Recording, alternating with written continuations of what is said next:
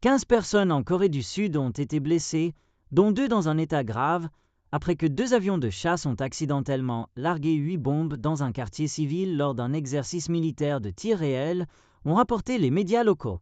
L'incident impliquant les avions KF-16 des forces aériennes s'est produit vers 10h04, heure locale, dans la ville de Pochon, près de la frontière avec la Corée du Nord. Les forces aériennes de Corée du Sud ont déclaré qu'elles enquêtaient sur l'incident et ont présenté des excuses pour les dommages, ajoutant qu'elles offriraient une compensation aux personnes touchées. Bien que les projectiles des exercices de tir réels tombent parfois près des résidences civiles, ils causent rarement des blessures. Selon les médias locaux, 2 personnes ont subi des fractures au cou et à l'épaule. Un homme de 60 ans qui conduisait lorsque l'explosion s'est produite a été blessé au cou, a rapporté Yonhap.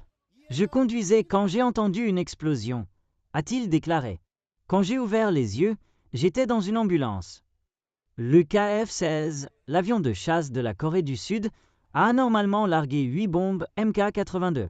Elles sont tombées hors de la portée de tir, ont déclaré les forces aériennes de Corée dans un communiqué à la BBC. L'armée a déclaré que le pilote de l'un des avions avait saisi par erreur de mauvaises coordonnées, entraînant la chute des bombes sur la communauté civile. Les enquêteurs doivent encore déterminer pourquoi le deuxième avion a largué ces bombes alors que tous les exercices de tir réel seront suspendus. À la suite de l'incident, plusieurs maisons et une église ont été endommagées.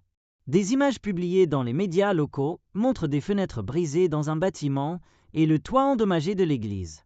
Les autorités ont déclaré plus tôt jeudi que les résidents avaient été évacués alors qu'une équipe de désamorçage travaillait à l'élimination en toute sécurité des bombes non explosées. Mais les autorités ont ensuite déclaré qu'aucune bombe non explosée n'avait été trouvée sur les lieux.